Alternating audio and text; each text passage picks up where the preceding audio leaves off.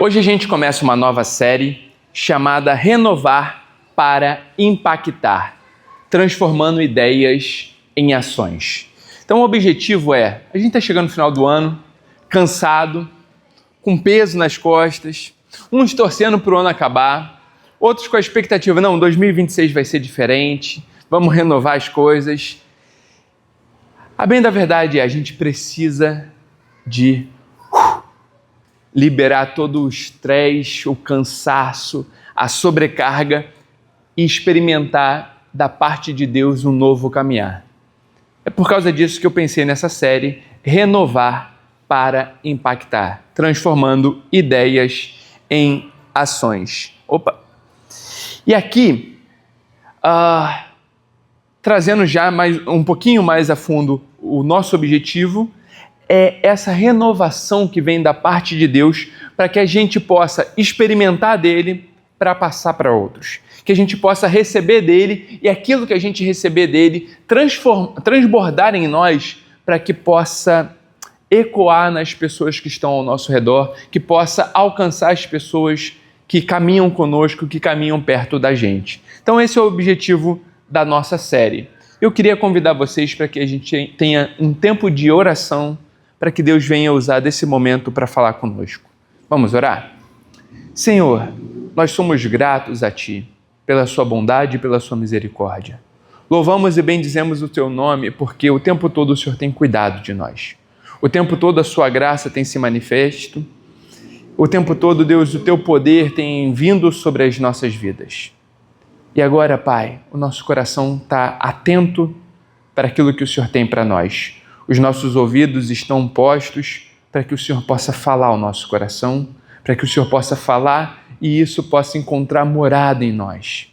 Fala conosco, é o que pedimos em nome de Jesus. Amém. Então vamos lá. Deixa eu tentar pintar um quadro que talvez não aconteça com vocês, mas pode ser que aconteça com alguém que você conhece, que é o seguinte: você acorda 6 da manhã, o sol ainda tímido lá fora, mas a sua mente já está 100 por hora. A lista de tarefas já vai piscando como um letreiro de neon. As metas do trimestre, a apresentação para o cliente, o vazamento na pia da cozinha, a reunião de pais na escola, a parcela do financiamento. E aí, você consegue adaptar uma coisinha ou outra para a sua vida pessoal. Você pega o celular e a primeira inspiração do dia não é o ar da manhã, mas a luz azul da tela. E-mails, notificações, notícias. O peso do mundo cai sobre os seus ombros antes mesmo dos seus pés tocarem o chão. Afinal de contas, a primeira coisa que a gente faz é abrir o celular, não é? E ver as notificações do dia. Você entra no carro, talvez enfrente o trânsito da Afonso Pena, ou então para a travessia da Balsa para ir para o Guarujá ou voltar de lá. No rádio, mais notícias, mais polarizações, mais motivos para você se preocupar.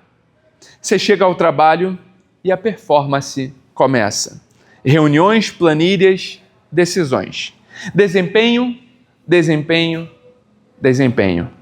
No fim do dia, exausto, você volta para casa. E apesar da gente viver numa das cidades mais bonitas do Brasil, temos a orla, o cheiro do mar, o jardim de fazer inveja a qualquer cidade do mundo. Mas quantas vezes, ao chegar em casa, você só se joga no sofá, liga a TV e vai maratonar uma série?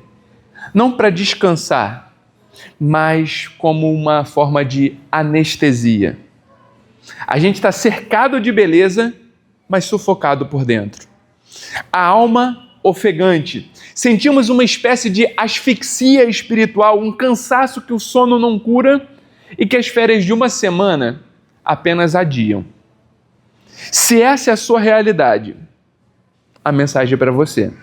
A ideia central que eu quero propor é essa. A renovação começa quando regulamos o ritmo da alma, priorizando a presença antes do desempenho. Essa é a proposta de hoje. Essa é a proposta da mensagem. E eu não sei se ela tem a ver com a sua vida, eu não sei se ela tem a ver com o seu dia a dia, eu não sei se ela serve para você. A bem da verdade parece que a gente esqueceu o ritmo da criação.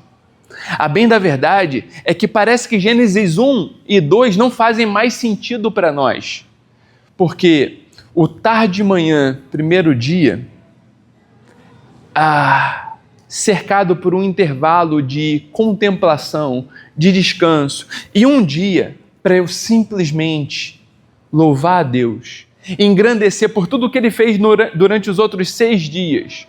Um dia para eu poder contemplar, descansar e desfrutar do meu trabalho de uma semana inteira. Parece que isso foi suplantado por uma rotina que não tem fim. Eu trabalho manhã e tarde e à noite eu fico ansioso pelo próximo dia. Eu não consigo descansar e contemplar. Eu não consigo praticar presença com aqueles da minha casa. Eu não consigo dar uma volta na praia e ver um pôr do sol. Porque a mente está ansiosa. Porque a rotina está sugando. Porque as mensagens do WhatsApp parecem ser mais importantes do que qualquer outra coisa que eu tenha para fazer no dia a dia.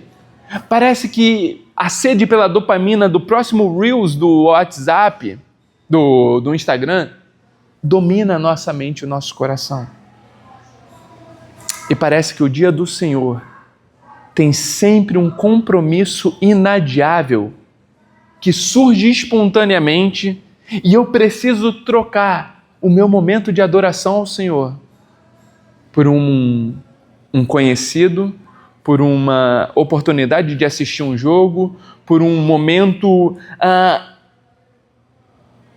que, na minha cabeça, qualquer outra coisa faz mais sentido do que estar na presença do meu Deus. Faz mais sentido do que ter o meu momento de adoração e de ouvir a palavra.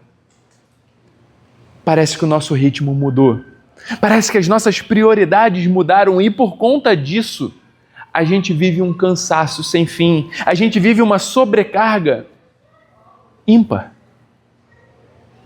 Mas vamos seguir um pouquinho mais. O grande vilão aqui é a questão do desempenho. Por quê? O vilão pode parecer o seu chefe, pode parecer o trânsito, pode parecer a rotina com filhos, mas o vilão ele é mais sutil e ele é mais perigoso. É um ídolo que a nossa cultura adora 24 horas por dia, que é o ídolo do desempenho. Quer ver como que esse ídolo ele nos sufoca e a gente não percebe? A gente tem orgulho de falar que a agenda está cheia. Quando a gente está sem fazer nada, parece que aquele negócio é sufocante para a gente. Qual foi a última vez que você conseguiu curtir um tempo de ócio? Sem ficar nas redes sociais, sem ligar uma tela, mas sentar na sacada, sentar na varanda, ou ir para a praia e contemplar. Qual foi a última vez que você fez isso com uma meditação? Mas se a gente tem um espaço livre no nosso dia, a gente já fica procurando o que a gente vai colocar. Um curso que a gente vai fazer, uma palestra que a gente quer assistir. Às vezes, a gente gasta até ouvindo sermão. E a gente acha que isso está contribuindo para a nossa espiritualidade. Mas às vezes o que Deus quer de nós não é ouvir mais informações a respeito dele, mas é estar mais tempo na presença dele. Às vezes, o que Deus quer de nós não é que você tenha mais um insight espiritual gospel, não é que você escute mais um pregador falando de forma eloquente para sua mente e coração, mas é que você tenha um tempo para adorá-lo e servi-lo, para desfrutar de quem ele é, para contemplá-lo na sua beleza. O problema é que esse ídolo do desempenho, ele sussurra uma mentira devastadora no nosso ouvido todos os dias. Você é o que você faz. Seu valor está no seu resultado. E aí, quando isso fala ao nosso coração, a gente fica o tempo todo se avaliando por aquilo que a gente está construindo, pelo sucesso da nossa carreira, pelo sucesso do nosso desempenho, e a gente avalia o outro pelos seus resultados também. Quer ver um exemplo? Para os casais aqui na faixa dos 35 a 55 anos, essa pressão muitas vezes ela é brutal, porque ela é a fase da vida onde a carreira precisa decolar, onde os filhos demandam máxima atenção, onde o corpo começa a dar sinais que a gente não tem mais os 20 aninhos e onde a pressão para ter sucesso é implacável. E a gente alimenta esses ídolos que o nosso... quando nós acreditamos que o nosso valor como pessoa depende da promoção que a gente recebeu ou não, do quão bem nossos filhos se saem na escola, da foto perfeita da família no Instagram, do corpo que a gente conseguiu ou não exibir agora na praia, verão 2026. A bem da verdade é que a gente está o tempo todo se autoavaliando por aquilo que a gente faz. A nossa agenda, ela é baseada naquilo que a gente faz. Mas sabe qual que é o problema?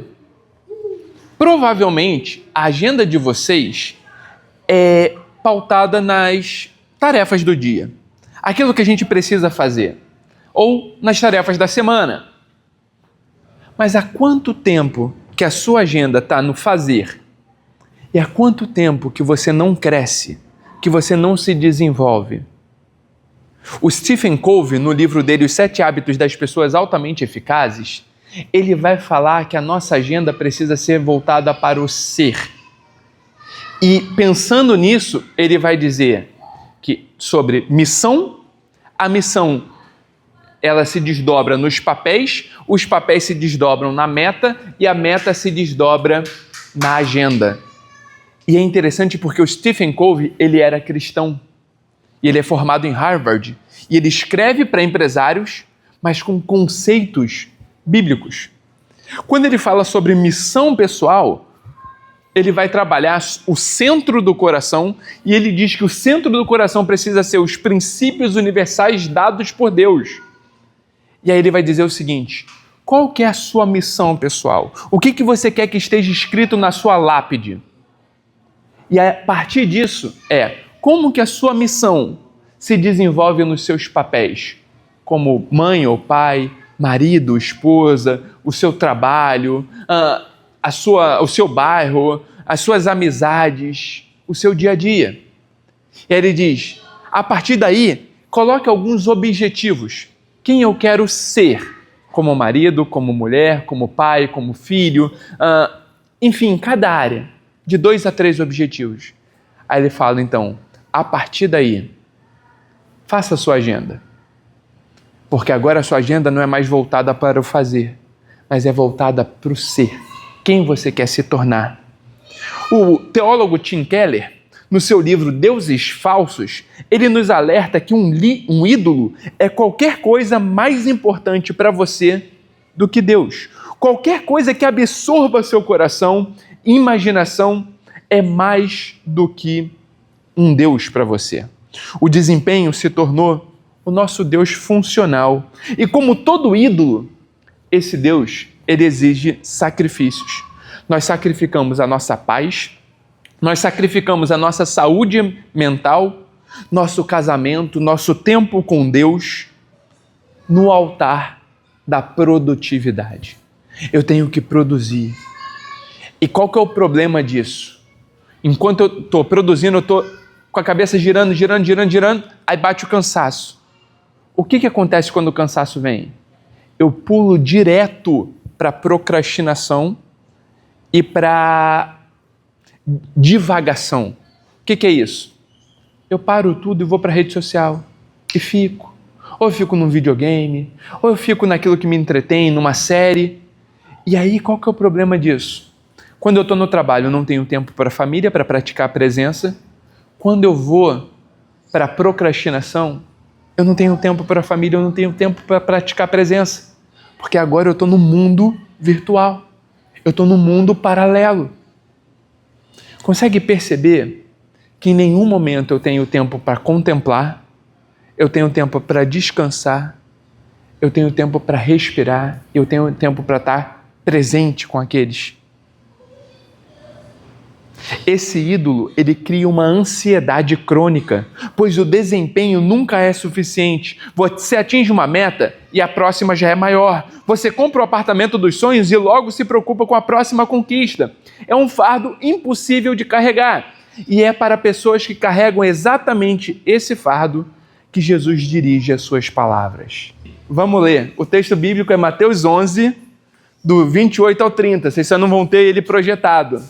O texto bíblico é: Vinde a mim, todos os que estáis cansados e sobrecarregados, e eu vos aliviarei. Tomai sobre vós o meu jugo e aprendei de mim, que sou manso e humilde de coração, e achareis descanso para as vossas almas. Porque o meu jugo é suave e o meu fardo é leve. Diante desse cenário que foi pintado, é que Jesus nos convida para uma vida de descanso. Só que essa vida de descanso não é uma vida de marasmo. Essa vida de descanso não é uma vida de deixa a vida me levar. Uma vida de vamos embora conforme a onda toca. Esse vinde a mim, ele é um convite. Ele não é uma técnica de relaxamento, um aplicativo de meditação ou um novo método de gestão de tempo. Não que essas coisas não sejam importantes, elas são. Mas a solução real é uma pessoa. Jesus não diz, façam isso ou parem de fazer aquilo. Ele diz, venham a mim. A renovação não está em um o quê, mas em um quem. A resolução para a nossa angústia não é conseguir abrir espaço na agenda. Porque se você abrir espaço na agenda, esse espaço vai ser ocupado por aquilo que é prioridade para você. Esse espaço vai ser ocupado ou por uma anestesia da mente, ou vai ser ocupado pelo ídolo do desempenho. Poxa, já que eu tenho esse tempinho, eu vou fazer um curso. Já que agora surgiu essa brecha na minha agenda, eu vou praticar um esporte, eu vou fazer isso, eu vou fazer aquilo, e a gente já ocupa o espaço livre. A grande questão aqui é sobre a quem nós recorremos. É interessante que quando Jesus fala para os discípulos que restaram, depois que ele dá o seu discurso e muitos vão embora, ele fala assim, viu, vocês vão ficar? Pedro, ele dá uma resposta que por muito tempo ela passou despercebida para mim, que é, Senhor, para quem iremos? A pergunta dele não é para onde iremos. Eu nunca tinha atentado para isso. Porque para onde é? Para qual lugar que a gente vai se a gente for embora? Qual que é a próxima coisa que a gente vai fazer? Mas para quem? Quem é como o Senhor que nos acolhe e nos resgata? Quem é como o Senhor que nos dá um propósito de vida e uma direção? Para quem nós iremos? Quem tem a resposta para a sua angústia e para a sua ansiedade é Jesus. Não é terapia, apesar dela ter a sua valia. Não é uma série, não é um novo curso, não é aprender a gerir o tempo. É aprender a encontrar-se com Deus. É aprender a desfrutar da presença de Deus. Só que também tem um diagnóstico aqui, que é para aqueles que estão cansados e sobrecarregados. A palavra grega para cansado, ela significa exausto pelo trabalho duro até o ponto do esgotamento. É para aquela pessoa que quando chega em casa, está só o pó. É para aquela pessoa que está trabalhando a vida inteira porque precisa colocar comida dentro de casa e por conta disso, ela entende que se ela não fizer, ninguém vai fazer por ela. Só que isso dá uma sobrecarga desesperadora, a ponto de você chegar no final do dia e mal conseguir respirar. É comer e dormir, já viu? Quantas vezes a gente não faz isso? Chega o final do dia, tudo que você quer é comer, tomar um banho e capotar. Porque o dia seguinte vai ser a mesma coisa. Jesus está falando isso para você. E a palavra para sobrecarregados é a imagem de um animal que está carregando muito peso, ou também utilizada para um navio de carga que está a ponto de afundar. Ou um animal que está com uma carroça pesada demais e ele não está dando conta, ou para um navio que está a ponto de ir a pique. Essa palavra é: você não está aguentando mais? Você está a ponto de jogar a toalha? Você está a ponto de desistir de tudo? Essa é a expressão que está dominando a sua mente e o coração? Então a palavra de Jesus é para você. É deixar o ídolo do desempenho, o fardo de tentar justificar as nossas existências pelas nossas obras. E como que isso aqui é uma verdade? Quantas pessoas estão tentando fazer coisas para agradar outros? Inclusive, tem uma expressão, não sei quem disse ela, aí vocês podem até me ajudar, que as pessoas querem comprar aquilo que não precisam, com dinheiro que não tem, para agradar pessoas que não conhecem. Parece que a vida é muito assim. Eu preciso trocar de carro. Por quê? Para as pessoas verem que eu tô crescendo na vida. Eu preciso mudar para um bairro melhor. Por quê? Porque o bairro onde eu tô não aparece. Uma vez, eu acho que eu já até contei isso aqui, um amigo meu estava fazendo capelania agora é comunidade, né? Numa comunidade em Campinas. E ele falou: Tiago, eu cheguei numa casa que era um cômodo só, tudo era dividido com lençol, as crianças toda suja, a casa imunda, eles dormiam no chão, só que o pai tinha um iPhone e um Civic na garagem. Prioridade. Por quê? Por causa do ídolo do desempenho. Só que aqui, Jesus não está querendo conversar com pessoas que estão vivendo uma vida de fantasia. Jesus está chamando a gente para uma vida de submissão e entrega. E ele tem uma promessa para aqueles que estão cansados e que estão precisando de alívio. Ele fala: eu vos aliviarei. O descanso que Jesus oferece não é uma simples pausa. Isso aqui é maravilhoso, preste atenção nisso. É uma recriação. É como chegar em casa depois de uma longa viagem e finalmente soltar as malas. Jesus não se oferece para carregar as nossas malas por um tempo. Ele oferece para trocá-las. A recriação, ela significa que agora o meu coração é outro. Que agora a minha vida é outra, que agora as minhas prioridades é outra, porque agora o Deus que eu adoro é outro. As coisas velhas passaram, tudo se fez novo. Eu antes servia a um príncipe, a um rei, agora eu sirvo a outro.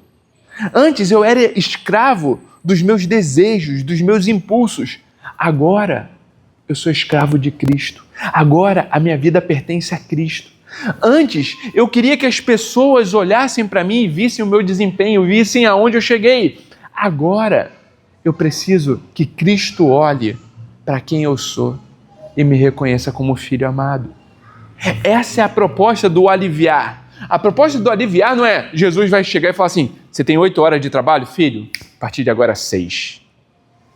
Você tem um chefe mala, fica tranquilo, o avião dele vai cair, as outras pessoas vão morrer como efeito colateral, mas você será aliviado do fardo.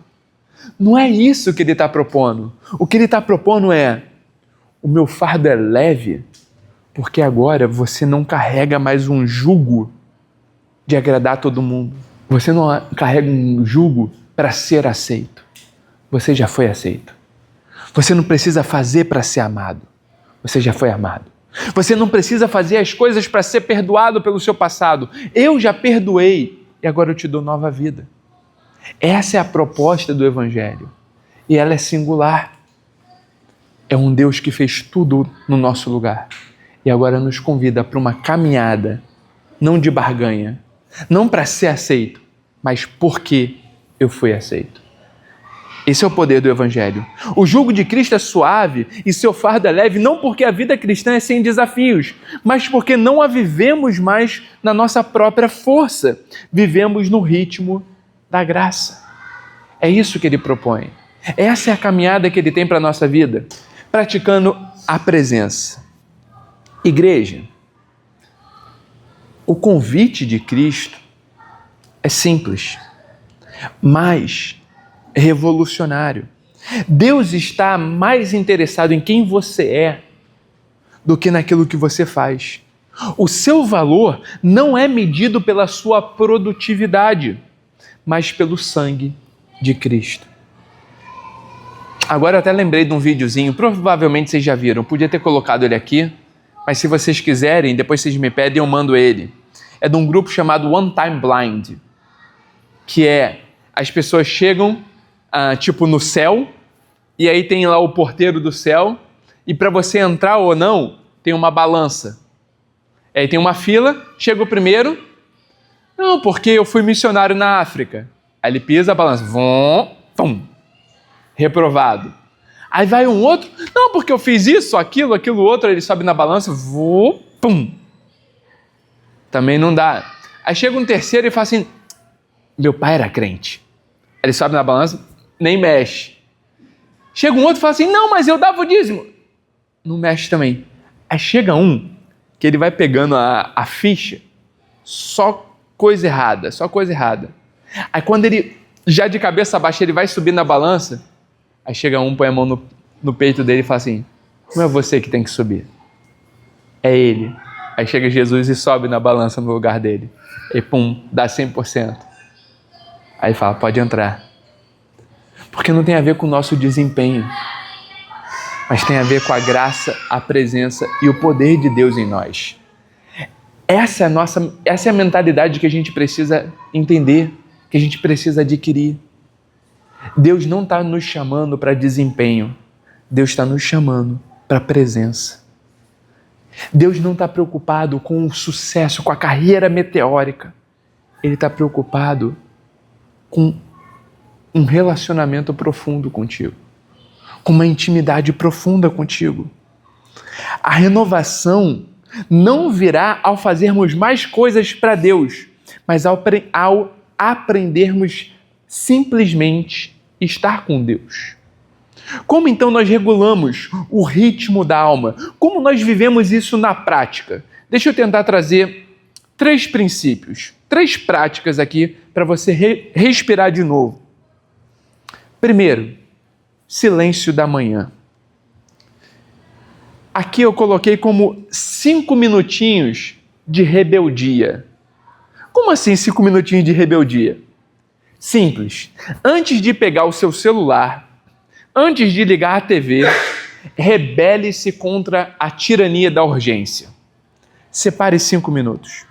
5 minutos e sente-se em silêncio. Você não vai precisar fazer uma oração eloquente.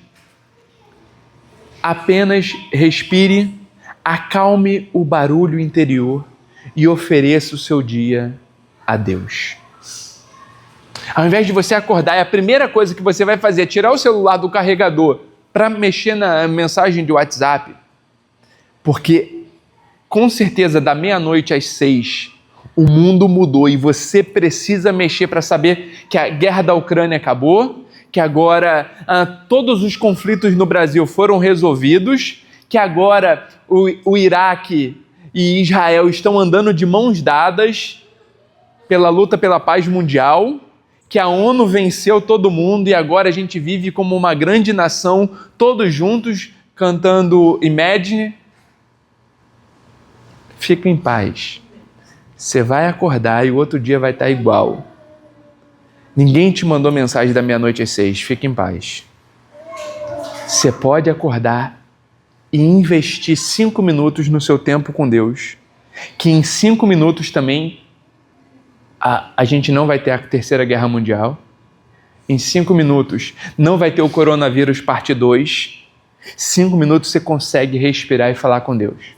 Depois disso pode ser que aconteça a Terceira Guerra Mundial e o coronavírus parte 2 já aconteça, mas em 5 minutos não, você tem esse tempo de investimento que vai dar certo. O convite aqui é: acalme o barulho interior. Ofereça seu dia a Deus. Lembre-se do que Jesus fazia.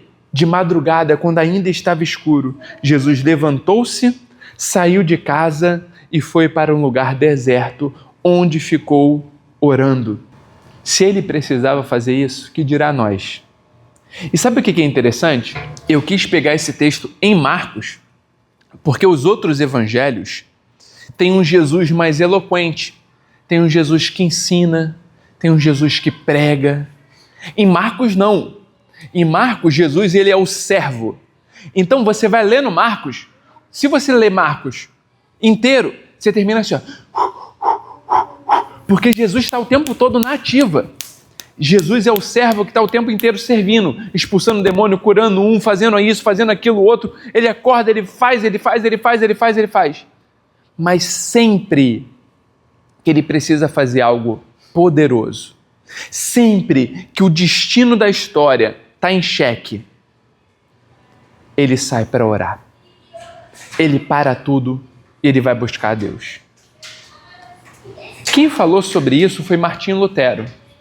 Ele falou assim: quanto mais a minha agenda está cheia, mais eu preciso investir tempo em oração. Quanto mais coisas eu tenho para fazer no dia, mais cedo eu preciso acordar para buscar o meu Deus e investir mais tempo com Ele. Seguindo aqui, o segundo ponto é o sábado no trânsito. Isso aqui é interessante, que é você investir em micro descansos. No caminho para trabalho, preso no trânsito, em vez de você se irritar, experimente um micro sábado. Ou seja, desligue o rádio por 1 minuto, respire fundo e faça uma oração curta. Senhor, tem misericórdia. Ou Pai, obrigado por esse dia. E transforme momentos de frustração em lembretes da presença de Deus. Você pode investir em micro sábados, em micro descansos, em momento para buscar a presença de Deus. Eu estou pregando para vocês e pregando para mim, tá? E o último é o descanso que deleita, recuperando essa perspectiva do sábado. O mandamento do sábado é uma ordem para parar de adorar o ídolo do desempenho. Mas não é só para você, não é para você parar de trabalhar. É como disse o N.T. Wright, um teólogo anglicano. É um convite para praticar a nova criação. No seu dia de descanso, faça algo que deleite a sua alma e glorifique a Deus. Caminhe no jardim da praia sem pressa, brinque com seus filhos sem olhar no relógio, prepare uma refeição junto com seu cônjuge. Desligue-se para se ligar no que realmente importa: Deus, as pessoas e a beleza da criação. A renovação que buscamos não está numa fórmula mágica, mas em um relacionamento, um jugo, um ritmo, o ritmo suave e leve de andar com Jesus. É quando aprendemos a respirar de novo, na sua presença, que somos verdadeiramente renovados para impactar o mundo ao nosso redor. O convite de Deus para você é: por que você está tentando fazer na sua própria força? Eu já fiz na cruz. Na cruz eu disse: está consumado. O está consumado tem uma implicação jurídica. Todo o peso eu retirei. Eu resgatei vocês. Tem uma implicação profética. Tudo que precisava ser cumprido, eu cumpri perfeitamente. Mas tem uma aplicação prática. Para de buscar o ídolo do desempenho. Para de achar que você tem que consumar as coisas. Para de achar que você tem que sobressair. Tem um livro do David Ferguson chamado Fazedores de Heróis. Eu achei isso fantástico, porque na cultura do protagonismo, o convite dele é: ao invés de você ser o protagonista, faça heróis. Opte pelo bastidor, influenciando pessoas para irem. Todo herói precisa de um mentor, precisa de um discipulador. Então, olhe para os seus filhos como oportunidade para você pregar o Evangelho. Olhe para o seu trabalho, aquelas pessoas que estão ali. Você pode ser o mentor dessas pessoas, o influenciador dessas pessoas. Olhe para o seu dia a dia e fale assim: Senhor, me usa nos bastidores para que essas pessoas possam conhecer quem o Senhor é. Coloque a sua mente, coloque o seu coração diante de Jesus. Peça para Ele tirar o ídolo do desempenho, o ídolo de ser reconhecido por aquilo que você faz, e para colocar no lugar a gratidão por tudo que Ele já fez na cruz por você e porque Ele quer usar a sua vida, não por causa do seu desempenho, não por quão bonito você é, não por quão inteligente você é, não por quão endinheirado você é, mas simplesmente porque Ele te amou, apesar de você mesmo. Vamos orar? Deus, nós somos gratos a Ti, por quem o Senhor é, por tudo que o Senhor tem feito, pela Sua bondade, pela Sua misericórdia, pelo Seu amor e pelo Seu favor. Agradecemos, Deus, por cada detalhe que o Senhor tem feito na nossa vida. Agradecemos, Deus, porque o Senhor nos ajuda a abandonar o ídolo do desempenho para encontrarmos vida e gratidão em quem o Senhor é. Louvado e bendito seja o Teu nome. Em nome de Jesus. Amém.